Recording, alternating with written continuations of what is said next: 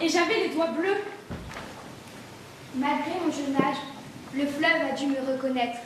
Il m'a laissé faire quand je me suis glissée en lui, des genoux jusqu'aux cuisses. Quand j'ai relevé ma jupe, et qu'une folie m'a prise, comme l'illusion de devenir une femme. Une mère, peut-être. J'ai suspendu Arthur à une branche, et le vent qui descend des Carpates l'a séché. De retour à la maison, nous nous installions à même le carrelage, à l'abri des regards, sous la table de gros bois de la cuisine, avec les mouchoirs de l'été et les miettes d'un dernier repas.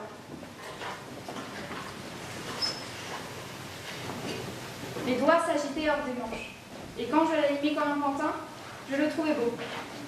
Très agile pour un petit homme, qui savait saluer et montrer les étoiles. Oui, il y avait quelqu'un dans la veste de pyjama rayée. Peut-être était-ce une espèce de clown ou de héros. Anna, qu'est-ce que tu fais sous la table?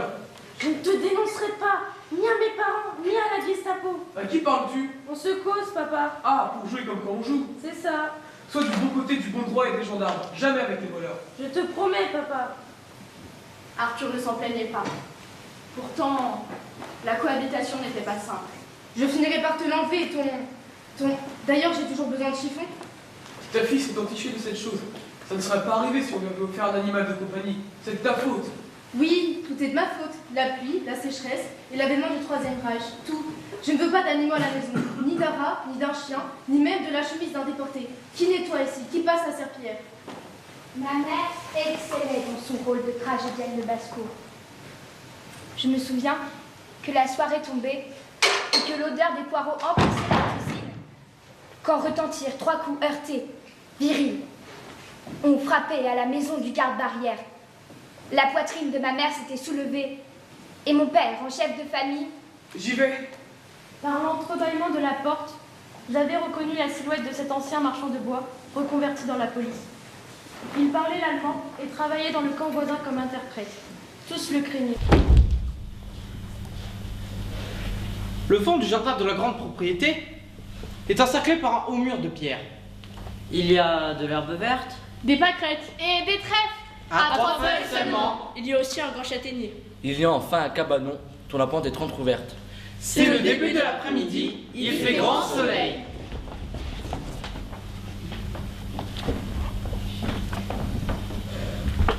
Je t'ai vu. Tu peux sortir de ta cachette, gros malin. Tu crois que je te vois pas? Je t'ai vu gros comme le nez au milieu de la figure. Allez, vas-y, sors maintenant, sinon je crie pour alerter mon père. Qu'est-ce que tu fais ici? Hein? Quoi? T'as perdu ta langue? Tu ne sais plus parler? T'as peur? Moi aussi j'ai eu peur quand je t'ai vu. Ça m'empêche pas de te parler. T'es un voleur?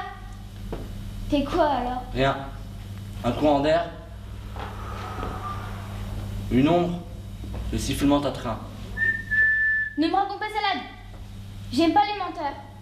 Mon père, lui, c'est un menteur. Mon père, c'est le roi des menteurs. Alors gare à toi si tu fais comme mon père. Pourquoi tu dis que c'est un menteur, ton père? C'est pas toi qui te pose des questions, c'est moi, Dac. Dac. Et puis, je te rappelle que tu n'es pas en position de me poser des questions. Tu es dans mon jardin, dans ma maison, alors que tu n'as été invité par personne, que ce n'est pas mon anniversaire et que la porte n'a pas été ouverte. Et si je veux, j'appelle la police et la police, elle vient de chercher Dac. Dac. Alors, Quoi? ah, comment tu t'appelles? Je sais pas. Comment ça, tu sais pas comment tu t'appelles? T'es malade? Amnésique? Alzheimer? Je sais pas si je peux te le dire. Pourquoi? Si tu dois appeler la police après, T'es pas en mesure de décider. très bien. Alors? Maillot. Tu peux m'appeler Maillot. Maillot. Nous fêtons aujourd'hui les Isidores. Le soleil se lèvera à 7h12 à Madrid et se couchera à 19h40 à la station de métro Saint-Michel. Il ne me reste plus qu'à vous souhaiter un très agréable brossage de dents. Ce soir, et tout de suite, votre série Un été à Madras. Quant à moi, j'aurai le plaisir de vous retrouver demain à la même heure chez votre papy.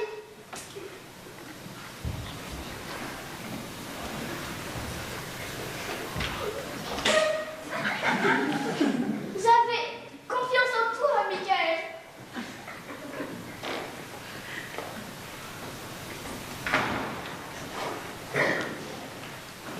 Samantha, pourras-tu jamais me pardonner? C'est par une dépêche de l'agence Reuters que la nouvelle est parvenue au siège de notre rédaction. Il y a C'est quelques... ma faute maintenant. Elisabeth, elle, est professeure de français au lycée Hector Berlioz. Avancez. Je te jure, si c'est mariage, je la vire. Larissa, à ton avis, je la mets dans la sauce ou à part? Elle m'en fait dans quelle main? Alors, vivre dans le monde de Pierre ne la dérange pas. Elle l'admire. Elle aime son regard d'esthète sur la vie. Sur les choses les plus insignifiantes. Sa capacité à questionner le monde en permanence. En quête de réponses nouvelles. Là, c'est vous. Tu prends?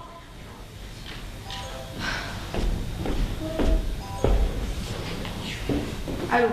Ah, bonsoir Françoise. Ça va? Ça va et vous? Et vous avez quel temps? Ah, l'arrière-saison. Ils vont bien aller se coucher. C'est vrai, je le reconnais. Françoise, c'est Françoise Larcher, la mère d'Elisabeth et Vincent. C'est une femme qui impressionne. Quand elle a perdu son mari, tout le monde s'est beaucoup inquiété pour elle. Mais elle a repris le dessus, forçant l'admiration des plus sceptiques. Elle voulait savoir pour le raison. Je vous la passe. Je vous embrasse, Françoise. Babou, ta mère? Ça se trouve, elles sont vraiment restées dans la poche de mon père. Impossible de m'en souvenir. Maman, ça va? Ça va. Pour ton tagine, tu me les raisins avant. Pour vous, un chèque de 10 000 € ou une voiture gagnée. Allez, toujours 0-0 et reste encore un peu plus de 12 minutes de jeu dans le temps réglementaire. Plus les arrêts de jeu.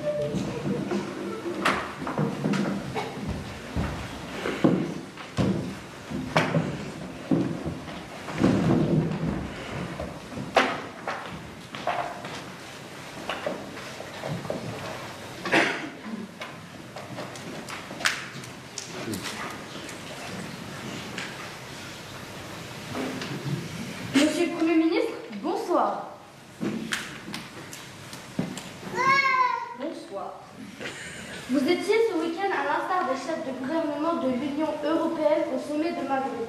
Pouvez-vous nous dire si des mesures concrètes ont été prises à l'occasion de ce sommet?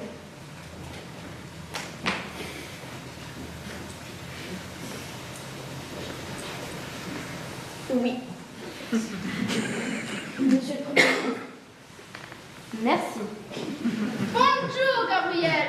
Bonjour, Raphaël. Alors, Gabriel. La note d'Austerlitz. Puisque tu me le demandes, appelons cet endormi. Babou, le pédiatre a dit qu'il fallait le laisser pleurer. Le pédiatre a aussi dit que le père devait être plus présent. On n'était pas obligé d'en parler maintenant. Je suis peut-être pas obligée de me lever tout le temps. Et j'irai la prochaine fois.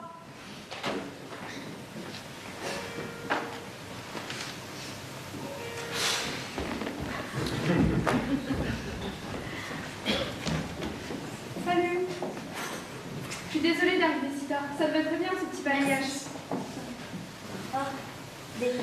Fallait pas m'attendre. Attends, on est bien élevés chez les Larcher. Fallait pas, hein, faut le faire. Si t'en veux pas, on les garde.